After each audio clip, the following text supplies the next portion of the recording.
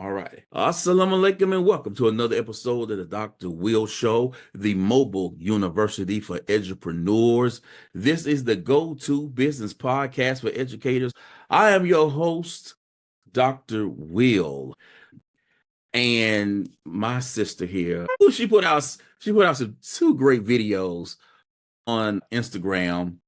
She talked about two things that are really hot on these internet streets when it comes to male and female relationships, and I'm getting ready to introduce her once again. She's been, y'all ain't ready for this, and so the idea came and coalesced, and we're going to be talking about relationships within the context of entrepreneurship, right?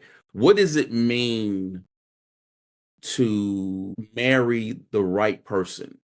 And how does marrying the right person or the wrong person impact your business, right? Because I've even heard this, and maybe you've heard this yourself, that the best business decision, the best career decision that you can ever make is marrying the right person. So that is what we're going to be talking about today. And our guest is none other than entrepreneur, student of the world, Dalila Tahirovic. She's our guest today on our show, and I'm so glad to have her on because we're going to have a great time to talk about these things today.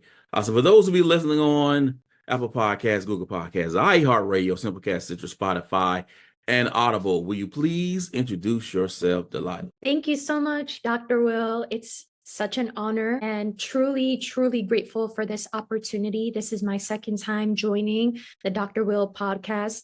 For those of you who are tuning in, thank you so much for sharing your time and tuning in, listening to the two of us have an interesting and full of gems conversation about righteous spouses, what it means to be in a relationship, as well as navigate entrepreneurship.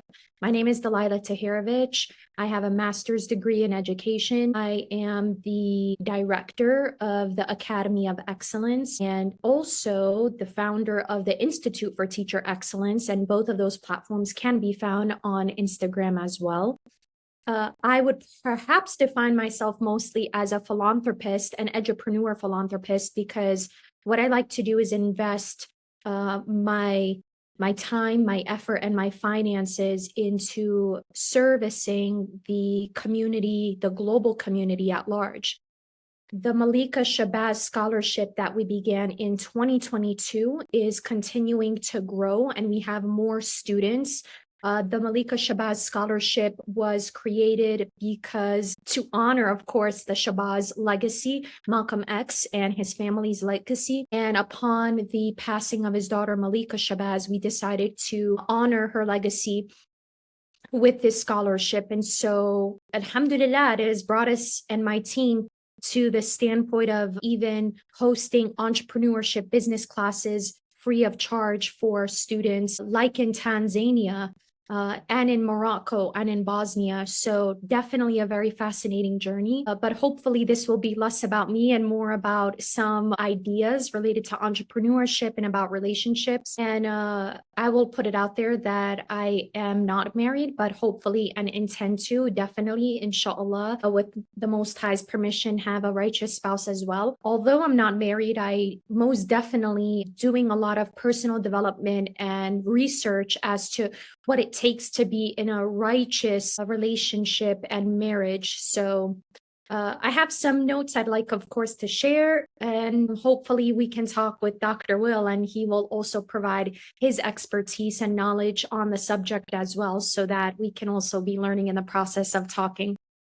All right. Well, it'd just be some experience. I wouldn't say it's expertise, but it'd be experience, from just being married, I guess, from my perspective. But I want to have it because there's drama going on in these streets. If you can hear people talk about it at home, people hanging out when they are out amongst themselves and their friends. You can see it on TV.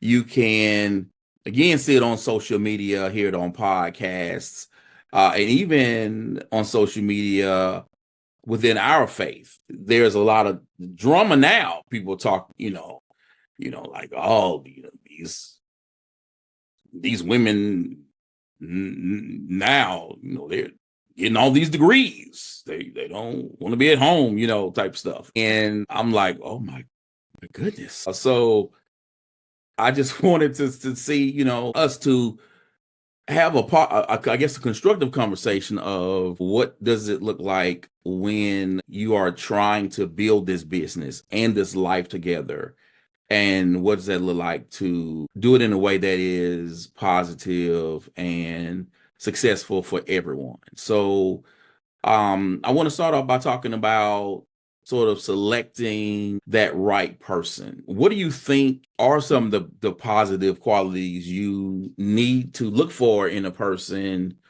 uh, when you are an entrepreneur? And how can that person either make you more successful as an entrepreneur or hinder your success? Yeah, most definitely. I would definitely begin by just putting it out there that learning is a constant state of change. So, in order for a relationship or a marriage to be successful, that this person is in the continual process of evolution, in that awareness and in that change. So, whether it's yourself or the person you're in a relationship with, when you are ingesting something and you're doing something with that knowledge or with that learning, then a new human being emerges. So that, I think, sets the framework for perhaps, let's say, the top 3 qualities that I would say are magnificently important in a marriage or in a relationship.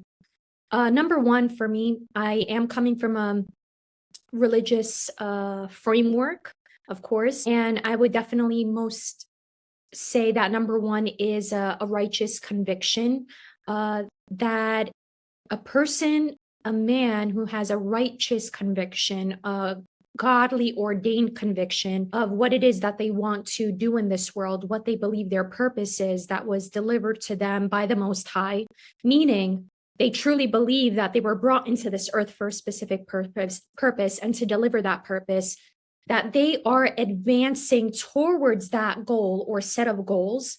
And so therefore, they're putting the people's needs over the needs of their personal gratification, over their glory, over their nafs, as we say in Arabic, which is a translation of the ego/self. And I can't help but think truly of the Black Panther Party, because the slogan was for the people. And so this righteous conviction, whether it's embedded in spiritual conviction or not, when you are putting the people, your community, whether that is a local community or a global community, or even just you leading your familyhood, when those needs are put above your own, assuming, of course, that your personal needs are fulfilled. But what I'm really talking about is that the people's needs and their advancement is the centerpiece, rather than the glorification of the person's, let's say, self-image or glory. I think that would be most definitely number 1. Number 2, being God conscious or self-aware, I think is unimaginably critical. As a woman, I have no interest in telling a man what to do, how to work upon his goals, and I don't intend on really acting like his mama. I think that any man, operating from his divine masculine, is someone who is in a state of awareness of God consciousness and knows exactly what they have to do and what they need to do in order to get to their, whether it's short-term or long-term goals. And then number 3, I would say, in terms of choosing the right spouse, what qualities I believe would be essential for an edupreneur or entrepreneur is someone who is willing to embrace challenges and actively seek solutions to problems. So, and that it's very fascinating when we think about that, or at least when I do, because when I think of someone who is solution oriented, it's someone most definitely who has to have flexibility, because rigidity is not going to unlock certain doors. So flexibility is going to be key and part of their personality quality, resiliency. So even when something doesn't work, you continue to tread on despite the challenges. And then, of course, the self-discipline. which goes back to the point of I have no interest in telling a man what to do, because his self-discipline, he will be self-driven, self-motivated, and have that godly wisdom or discernment to know where he needs to go and how he's going to bring about the solutions that he's looking for. Okay. All right. You know what? I'm not going to touch that. Okay. I'm not gonna touch that. Okay. So, you brought up divine masculinity, and in your two videos, you spoke about masculine energy and the feminine energy. And I don't know, personally, I don't know sort of what to think about that, because I know that we all have relatives or friends or families who have certain personalities that may be bigger or larger or what have you than other people. And we hear terms like alpha or beta or what have you. And I personally just think that as an individual, you should sort of lock in on the person that sort of locks in with you. And if that means you're a dude that's kind of low key, and the woman you marry is that boisterous type head dog, so to speak, but that works for you too, and it's a healthy relationship, hey, so be it, because the only people who got to live in that marriage is you two. I ain't got no say so about that. But how do you see the dynamic between masculine and feminine energy playing a role in a relationship, especially when we look at both partners being entrepreneurs? Most definitely. I would first comment on divine masculine. If we're talking about masculinity and femininity, it's actually a reflection of what exists in nature. And so naturally, when human beings are reflecting on aspects of nature, harmony and balance is most definitely key, because the female, with her physiology, with her biology, and with her spiritual being, it's actually all intertwined. So the female's body and her mind, her soul, and her spirit are designed intricately to reflect the realities of nature that we call feminine or yin. Now, yang, and when that's manifested in the male human, we find that his physiology, his physical and psychological, mental state, his spirit, soul, and body are different than a female's. And so nature is defined as yang in that specific sense. So in my videos, when I talked about masculine and feminine energy, I was really discussing the yin and the yang. And it's a great question that you're posing on what does it look like? How does that manifest really in relationships? Well, Dr. Will, I'm going to say this. Any female who is portraying extroverted masculine skills or a skill set is actually defying her natural rhythm of the body that she was born into that has female qualities, because the female operates on a 28 to 30-day cycle. So as much as you want or intend to operate from the yang energy, your natural state of being is always going to be pulled in the direction of the feminine or the yin. So then perhaps my assumption is there must be an inner battle in that individual in balancing the yin and the yang within her own self. Because the truth of the matter is, Dr. Will, every human being has the yin and the yang. And so what's most important is how is that balanced? And I think that when we have a yin and yang, two individuals coming together, how are there for, let's say, spiritual centers, because we also have the chakras and the energy points within our body that are 7+. So how are those energy centers balancing?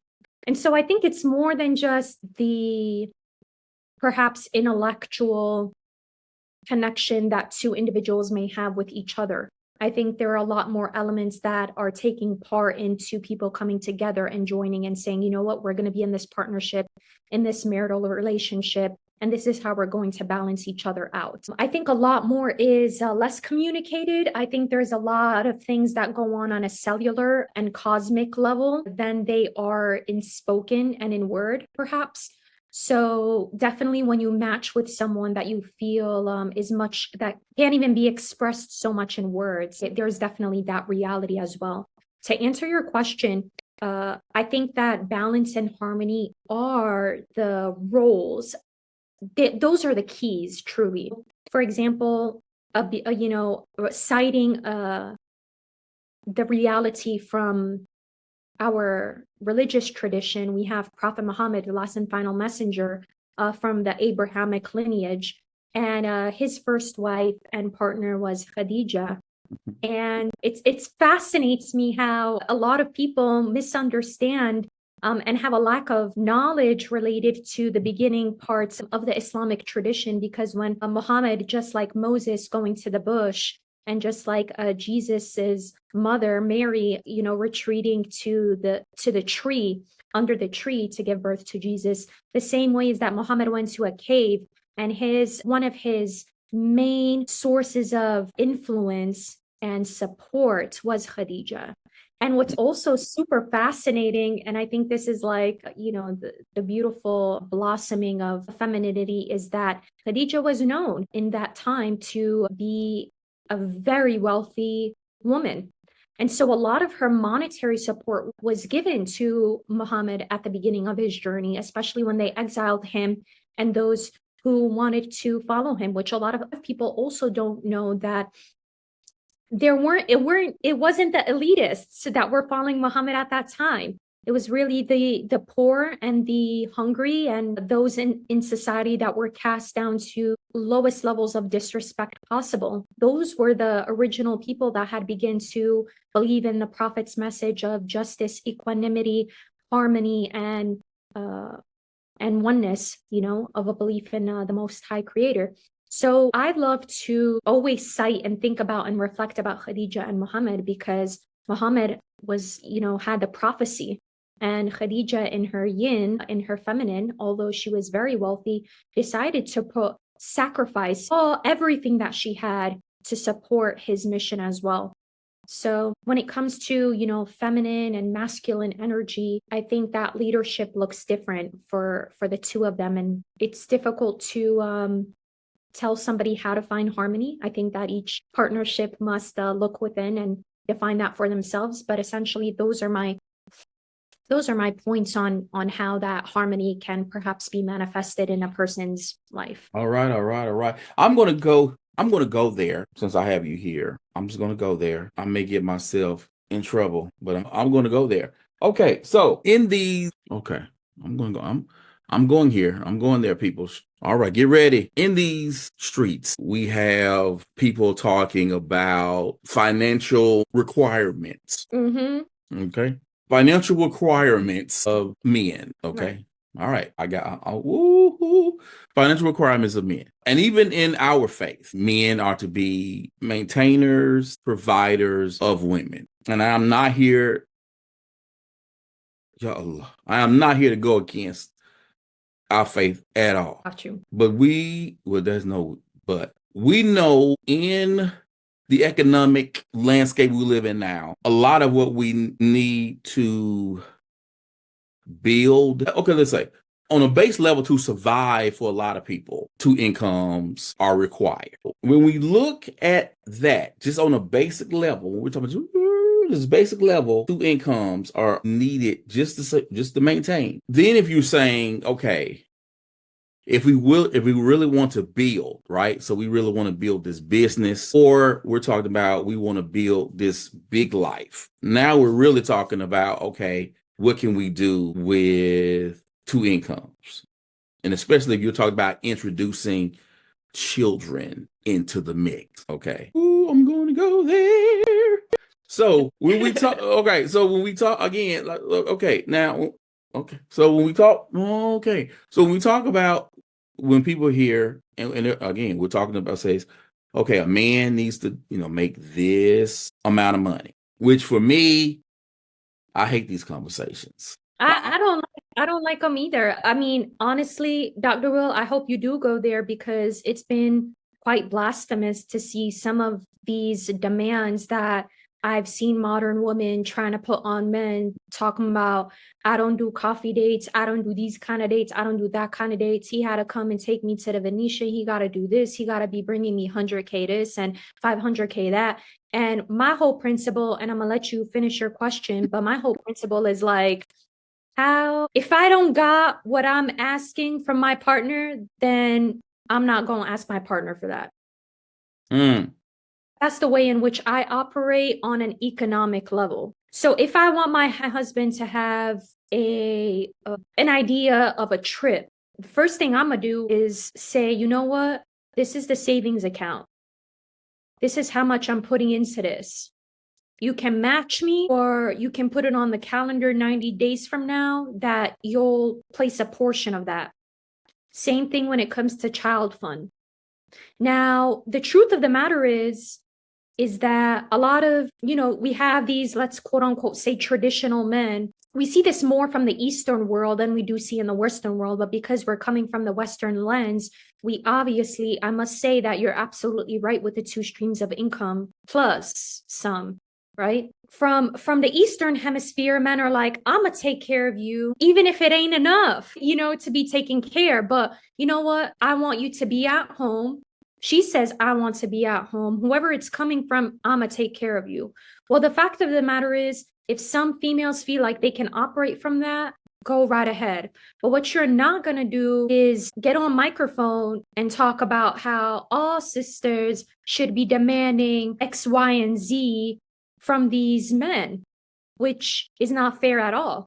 So I'll let you finish your question because I'd like to know what specifically you were going to say about that. And then I'm going to share my 2 cents on what I think from an entrepreneurship level makes sense for a relationship to work. Because okay, I get triggered by it. Okay, I don't like the income requirement because when you are looking at bigger qualities, I guess, of who you should be marrying, and I'm not saying that income should not be of a consideration because you cannot eat kindness. I mean that's fact, but that should not be the sort of deciding factor. Absolutely. Right. And so, and I look at it because for me, it's like, I look at it as you are building a business, you are building a life. If you are a surgeon and you meet a dude who's a teacher, that surgeon is making so much more money than that dude who's a teacher. Should you, as the surgeon, overlook the teacher because he's making way less money? Should you just go, well, and I'm thinking, why would you lose out on something that could be great for you, your life, your future children, what have you, because you could be making $300,000 and he could be making 65. This man at $65,000 ain't gonna be the breadwinner for you at all. So I'm just, what I'm saying? Like when I see this, and then people talk about, and then I've heard people say, okay, well, if he is not making that certain type of money, then what does the power dynamic look like when not only is she making more money, but she's making that much more money? What does the power dynamic look like in that relationship? And we're finding ourselves, and again, this is impacting our faith community because we have so many Muslim women going to college now. Yep. Right? And they're getting advanced degrees, and a lot of Muslim dudes not keeping up. Nope. And just like as a black man, a lot of black women killing it. A lot of black men just not keeping up with going to school, getting those advanced degrees. And so black women are outpacing black men in certain regards, in terms of positions and income in certain areas. So now you're talking about, okay, we're looking at people and we're talking about these financial requirements. Okay, now what does that look like and how and can you and all those things. So, okay, now I'm all. I want to jump into this right away. Go This is ahead, what go ahead, go ahead. I got to step back. Go ahead, go ahead. you should that yeah there's a lot to digest right there. I think as you were speaking, one of the first things, subhanallah, that had come to my mind was some of the teachings of the minister Louis Farrakhan, because if you look at the Nation of Islam in this point in time, they have never changed their initiative, which is to raise the status of women and especially of Black women. So I must commend and applaud all the Black Muslim female sisters in faith who are continuing and advancing, because if you look at the principles of Islam, they teach that the woman is the soil with which the seeds are grown, and everything that a woman is going to be reflected in the children. So that's always going to be critical. I have absolutely no problem seeing a PhD sister get with a man who probably has a GED, so long as that man is operating from righteous action, righteous principality, and has goals and is advancing his people. So going back to this point about an income requirement, we should throw that out the window. What it should be is does this man have a lifelong learning requirement? Like that's the base foundation, because if that is what it's about, lifelong learning. It's about the state of evolution. It's about the foundation of principalities and of ethics that should go unhindered and unchanged. So when we're looking at this idea that a man and woman come together and enter a holy and sacred matrimony, whether whatever spiritual tradition you come from, every human being will attest to the fact that once you have that union, there's something sacred that's going on in there. So we're going to go and talk about how to maintain that, how to build that, how to nourish that. What happens if there's something that is challenging within that? What happens if your spouse doesn't believe in a certain, or isn't supporting a specific vision that you have? What should you do to go about working on that? But I definitely think that lifelong learning is a more important requirement than it is an income requirement, because I don't need my man to be making a certain amount of money for me to testify and say, okay, this is a righteous man, because there are a lot of men out there who are in 7, 8 figures and aren't operating from a state of God consciousness. And for those who are, I applaud them. And I know they ain't single. So I'm not talking about those men who are taken. I'm talking about these men who are single out there. Okay. And if I'm talking about them, I'm looking at, okay, are they lifelong learners? Because I can guarantee a lifelong learning man or woman will continue to advance. If not economically, then they are in terms of personal development. And and any single person who is working, whether it's in the gym, whether it's in the office, whether it's at home, whatever it is that they are working on, if they are consistent with it and they are persistent, guess what's going to happen? They're going to be advanced. So anyone who starts with their entrepreneurship journey, they're not going to start in the 6 figures. Any person who's self-made didn't have it all right at the beginning. And so that's my true belief. I've never been one to look at a man's income per se and say, okay, you are not right or right for me. I've always, alhamdulillah, and perhaps that's how I was raised, but also perhaps how I was self-made, is always looking, the first thing is like, what is he doing to advance himself and advance the people around him? And I've always commended men not for the income that they had or provided, but exactly how they are changing lives for the better and operating from a space of integrity. And I've always found righteous men are men of faith. And I've never actually encountered a man who said, I'm atheist, and that I found to be in any shape or form like a prospect, let's say, for marriage. I just haven't. I haven't encountered one. And that has everything to do, I mean, in neuroscience, there is something that you what you are seeking out, you will find it will be reflected in your environment. And obviously, because I'm a woman of faith, then men of faith begin to, show up out in the environment, which really ties into the fact of like, for a single person, how is it that you go to find that person that you're looking for? I don't know if we should go there next, or you want to comment on something that I said, but definitely there are a lot of avenues that we can continue talking about this from, that I'm really excited to touch on. We can go where you want to go. I'm excited that, I mean, at this point, if I get in trouble, hey, please stay tuned and keep going. But it's one of those things to where, I I had, before my wife, I had not the person before my wife. But prior to that, I just had bad experiences, just bad experiences. So I get triggered with the money talk, because I believe that every woman should work. Every woman. I'm gonna say this. I'm gonna say it again. I'm gonna get myself in trouble. I'm gonna say it again. I believe every woman should work, even for women who say, "I want to stay at home and concentrate on being a mother and a wife." I think they need to work a few hours.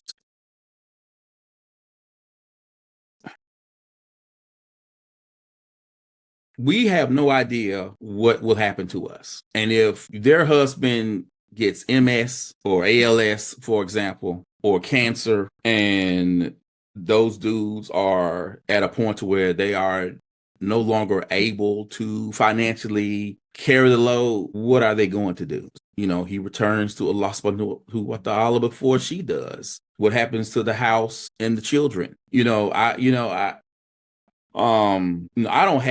don't have any children, but I would not want my wife to have to think she has to marry soon because she needs to be taken care of. Like, you know what I'm saying? Like, I wouldn't want that on her mind. Absolutely. Right. And and if so that's my thinking personally. I wouldn't want her to be like, oh, who is going to take care of me now that my husband is not here? And then boom, she's looking for a new husband. And then if I had children, having to look for, like, inshallah, if it happens, I want it to be something that naturally occurs. I don't want it to be like, I don't want to, quote unquote, happen out of desperation. I want it to happen because mentally she is ready to move on to the next phase of her life. I don't want to be like, okay, I need a place to stay, bills got to get paid, I need help with these children, blah, blah, blah. So this is why I say, okay, if a woman is working, she is putting herself in a position to where when these life events occur, she is not put at a disadvantage for Absolutely. that. So that's why I say I believe all women should be working. But that's just my belief. Yeah, I definitely agree with that 100%. And to make matters even more controversial, what happens when a woman in a marriage comes up with a certain vision? She's inspired with a certain vision and she wants to execute on that vision. And so I think there definitely needs to be a re-education of both men and women, because for a woman who will, if not already married, will one day be married, that partnership will also have to accept her working. So that's why I want to emphasize on the re-education, because whatever advancement a woman is going to embark on, the man needs to be ready as well, although the man is natural born leader. So when it comes to what happens when a woman is inspired with a new vision that perhaps she didn't have before, and she got kids at home and her husband is at home as well. And she's like, yo, like, it's Ramadan, it's my fifth, we're halfway there. I was praying all night and I came through this like very intriguing vision that I want to make manifest. And I think it's going to help the community. And I believe it's going to change something in me for the better. What do you think? Now, her partner, her husband in this case, is either going to be with it or not with it. If he's not with it, the question is, how can we inspire spouses to understand when these visions come about and actually how to support these visions? So some of the ideas that I have for that is obviously in this case, when we're talking about a woman having the vision, that she needs to communicate about this vision if she hasn't already to their partner, right? So like, how do we problem solve for that? So if the woman has not already communicated to her partner, hey, I have this vision, I want to carry out this plan. Number two, she needs to provide him with a written plan, and vice versa. Let's keep it all the way real, right? Like if a man want to travel or a husband want to go travel somewhere and he's like, okay, in 7 days, I need to do this. If his partner is not understanding where this came about, then providing her with a written plan also shows that you have not only just respect for her, but you're taking this very seriously. So providing your partner with a written plan and being like, this is exactly what my vision is about, this is how I intend to make it come to life, is going to be a game changer. Because it's one thing to talk about it, but when you have it written down and you're like, yo, XYZ, this is the budget, these are the people that are part of this plan, this is what it's going to carry out, this is going to be the product of this plan, it makes a whole much of a difference. And a woman who has not completed graduate studies or college can also make a vision come to life. And maybe this is controversial, maybe it's not, Dr. Will, but I must attest that I believe it is every Muslim woman's duty to learn, because the first revelation onto Muhammad was read.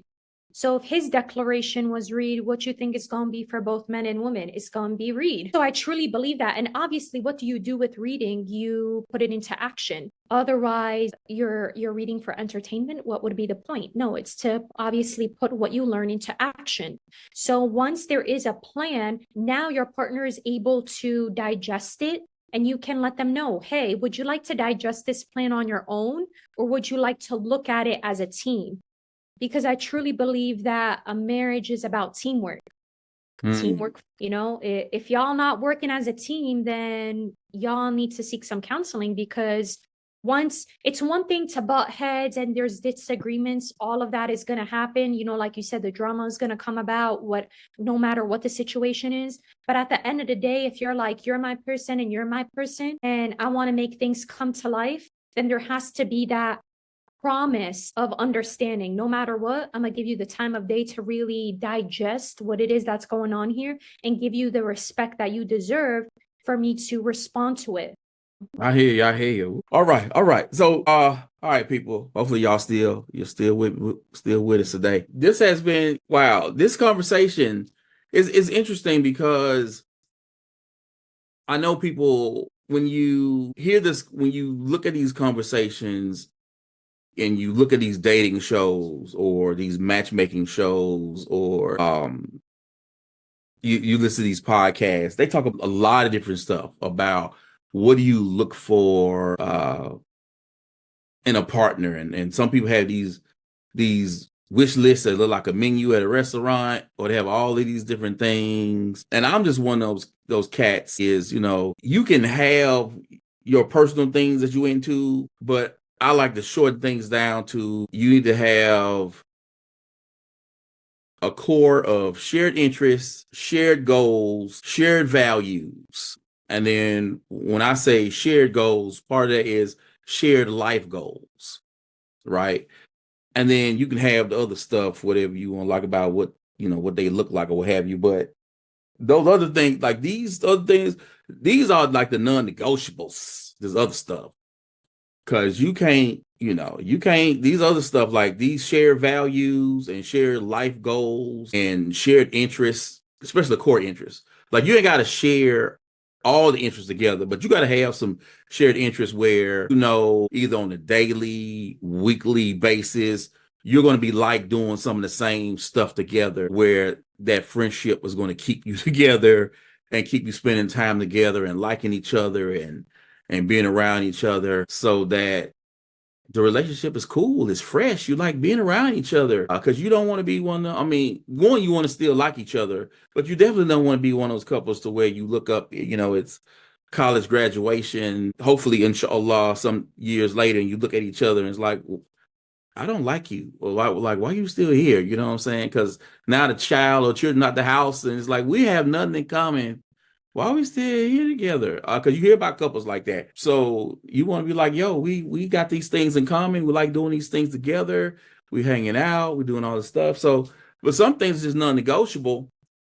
And that's where you want to start at, right? These things are non-negotiable. And then the other stuff, trim it, make sure it's reasonable. Because some stuff I look at, you hear about and you go, okay, that's kind of ridiculous. But to each are their own. But it's always funny. Like the wife and I watched the Indian matchmaking series on Netflix. That was some serious stuff. The Indians were not playing with the bio data and all this stuff. They were not playing at all. I was like, y'all do it.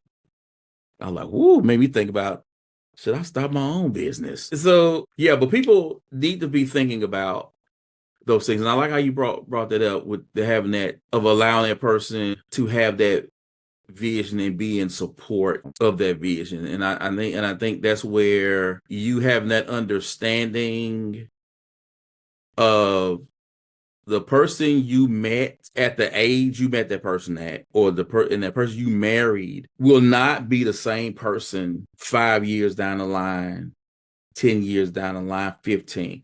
Now, the core of who they are should be, inshallah, because again, that's based upon those core things.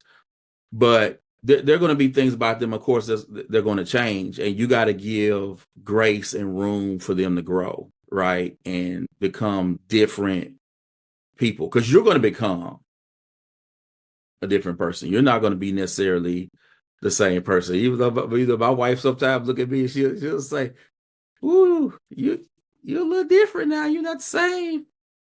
Not the same." Yeah, I'm a little lazier in some Oh. respects. A little lazy in some respects. It's been 20. Mashallah. Wow, mashallah. I read a quote by, the minister, Louis Farrakhan, that really resonated with me today. And it talks about this concept that you and I are just discussing, which is, he said this, he said, when love is thick, faults are thin. But when love is thin, the faults are thick. When your love is thick and your bond between each other is thick, then your faults between each other are going to be super thin. But if the love is thin, y'all's faults with each other is going to be huge. So it's very fascinating how when we talk about relationships and partnerships, I definitely agree with you. I think that perhaps maybe we overlook the fact that having things in common is probably the fundamental core. If you all have things in common, and also the core values that each of you share. And I think it's beautiful. And I'm going to take this piece of advice with me from you, Dr. Will, which is giving people the grace to and the space to grow. Because of course, when you're in a holy matrimony, the intention is that y'all going to be with each other for as long as humanly possible. And obviously, there's going to be growth there. So I'm the type of individual, obviously seeking marriage. And when I am talking to someone, I look at, I'm much more of an observer than I am one to engage my emotions right away. I don't like to be led by emotions so much as I like the communication to be very transparent and open. I like to take my time to get to really know the person. But even more than that, I like to sit and observe and just look at certain actions that are being taken. And I think that, we did discuss about the income requirement. I think that if I'm allowed to say, one of the things that leads me away from a potential person is the fact that there is a state of inaction. And that's coming from a woman. And talking about male leadership, knowing that a man is going to take action is everything. That's why I want to be with a man.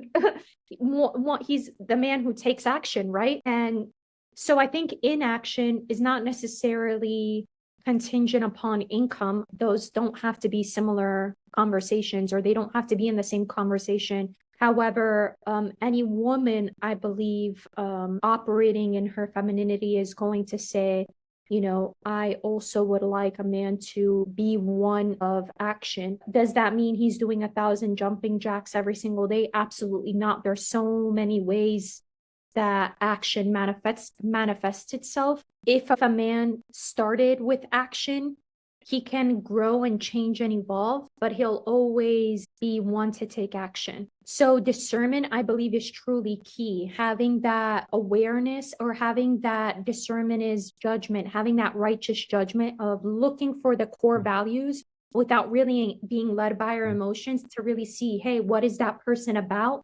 Is going to lead any single person to be like, okay, now next step, can this person be the one for me? Having seen that he operates or she operates from X, Y, and Z. And also, Dr. Will, I must say, like, you're going to attract perhaps what you are. And it's very fascinating in the yin yang philosophy, because there's also the shadow work that needs to be done. And sometimes we find ourselves in dark situations, perhaps meeting with people who trigger us, or we see things in them that perhaps we are not attracted to.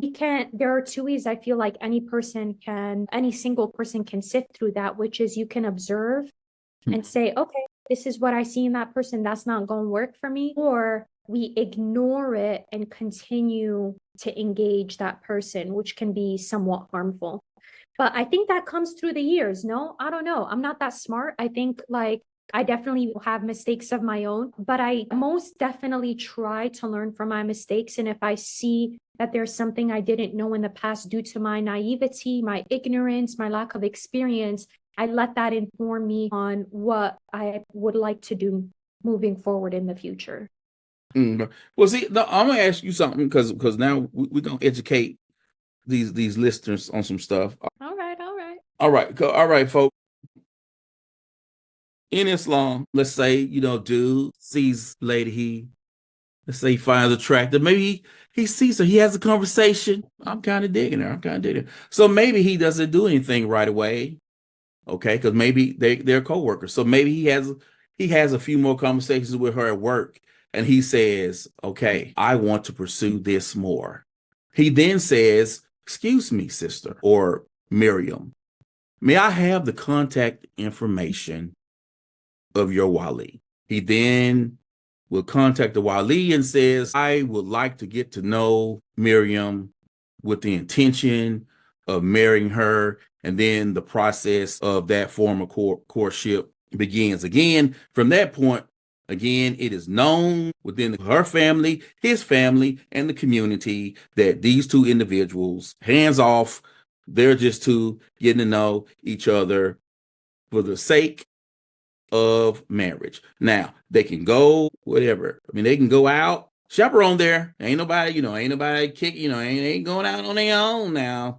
But they can go out, chaperone, have conversation, get to know each other, blah, blah. And then when if he is, I guess they talk amongst each, when the two of them are like, hey, we're good. He can then go to the father and say, hey, the wali, if the father is the wali, could be an uncle, could be a brother, depending, and say, hey, we have talked, we're ready. Do I have your permission? Okay. Then everything is set, and then you start to prepare for the nikah, and of course, people, then you move on. All right. Now, my question to you, in that process, how do you make knowing that there's a lot of discernment that you have to practice in getting to know a man in this process, right? How do you approach it from your perspective? Definitely excellent question. I'm quite different from my family. I wouldn't necessarily identify as a black sheep per se, because my parents raised me with a certain set of standards and ethics. So we share common ground. However, my personality and my ambitions and my outlook in life is quite different. I think mostly due to the fact that I was raised in the Western world, and I financed myself through education, and also I've traveled the world.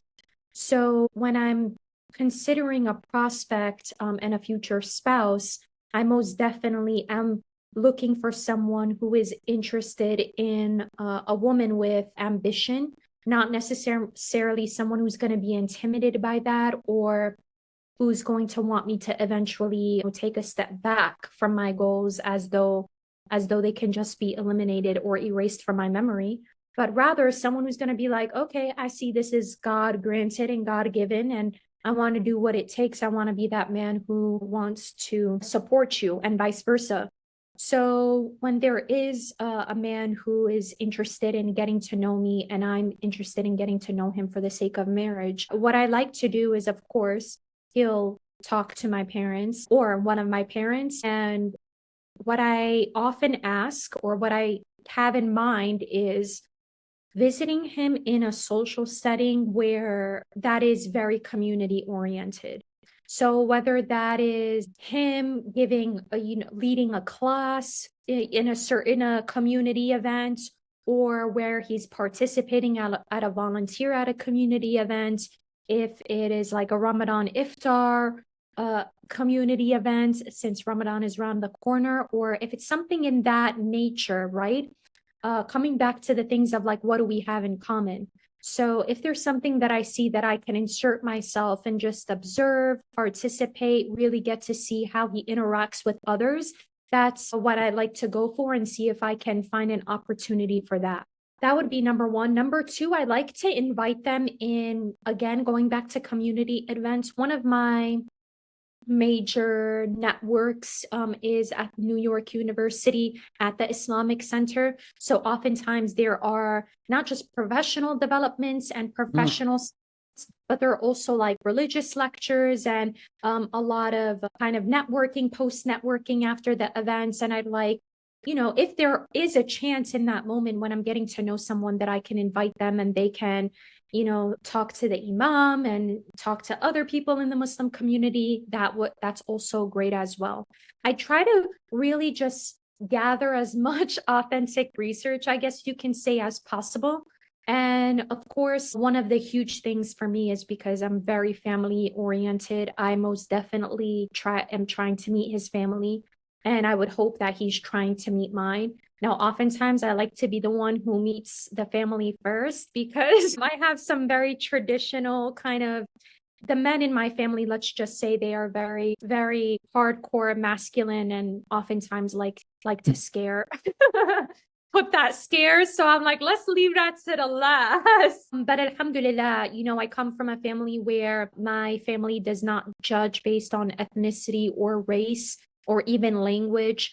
They're really looking for, obviously, as Islam teaches us, the level of his God consciousness and his sincerity in being a man of faith. So I've always valued that, alhamdulillah. And I really must thank my parents for being that way, and for my family for being that way, because I've never been, quote unquote, limited to my culture or my tradition. It's always been, okay, the forefront has been faith. Is this a man of faith?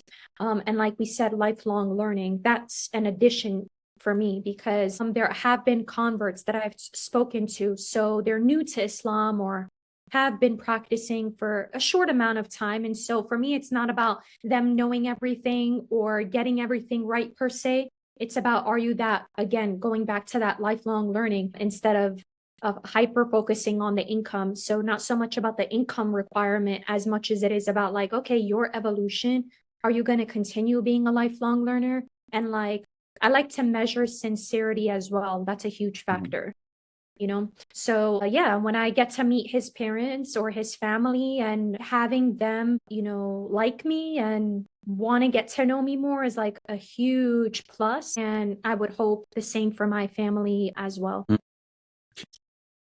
I think one of the greatest compliments that I've ever received from a guy was like, I truly, I commend you. I think, your future children will be very, very amazing human beings in the future. I can only say that who you are as a person and the way in which you operate in the world is communicated through your principalities. And so when you're talking to someone and getting to know someone and eventually marry that person, you guys are both operating, from not even that assumption, that knowledge bank that you have of each other.